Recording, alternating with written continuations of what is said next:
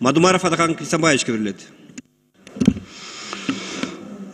Урматтуу демилгечилер, 21-берененин 1-пунктунда 30 жаштан кем эмес 65 жаштан. Мына ушул жерде кимиңиздер жооп бересиздер?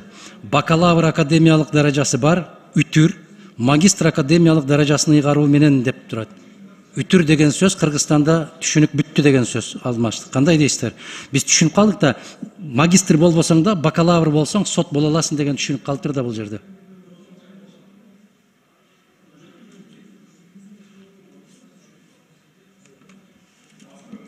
Жооп бересиздерби?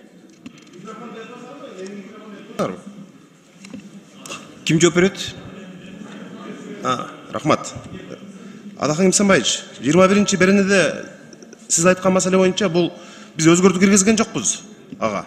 Бул мурдагы ошол иштеп аткан мыйзам ошол боюнча эле турат. Туура, ошону оңдоп коюу азыр мүмкүнчүлүк бар. Оңдоп койсок болот, туура. Макулсуздарбы? Туура, макулбуз. Рахмат.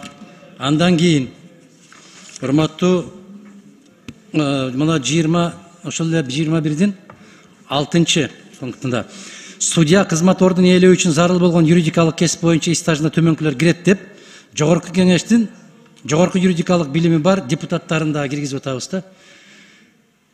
Бул менимче азыр жогорку кеңешке талап ушундай: депутат болуш үчүн бир күн мамлекеттик кызматта иштебесең деле депутат болуп кала бересиң.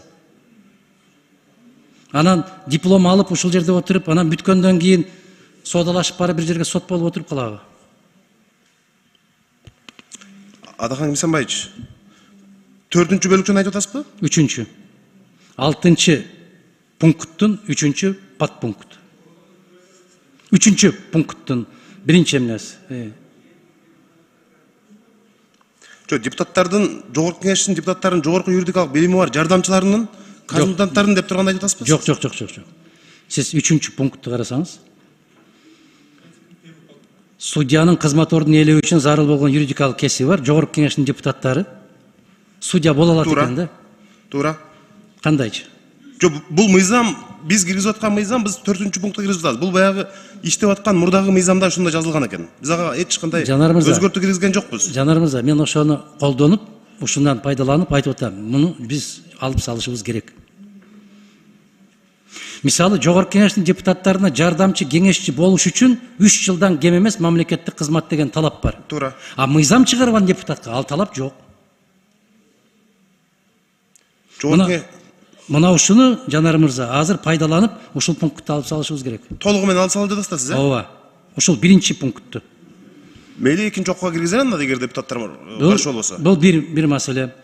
Урматтуу кесиптештер, мен муну айтып атканымдын себеби юридикалык билимди кандай алышты биз Кыргызстанда жакшы билебиз. Бул жерде 3 жыл, 4 жыл депутат болуп олтурат. Бийлик менен содага кетет. Барат дагы бир жерде бакыйып сот болуп отурат. 30 жашта келген бул жерге депутат болуп.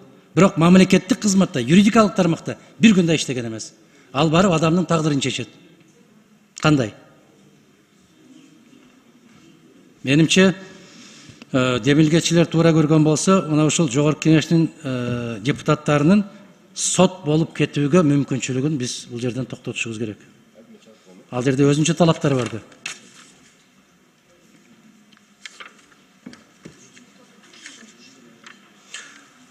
Адахан Кисамбаевич,